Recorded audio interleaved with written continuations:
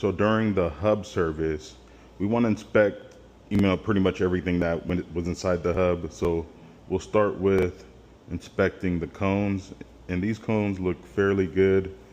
Make sure to wipe down everything. Just check for scratches, groove marks, stuff like that. You will definitely feel it in your hub.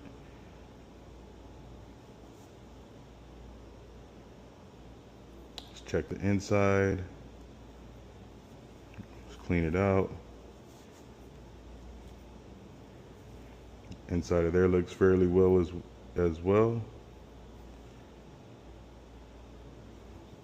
Clear out that other side.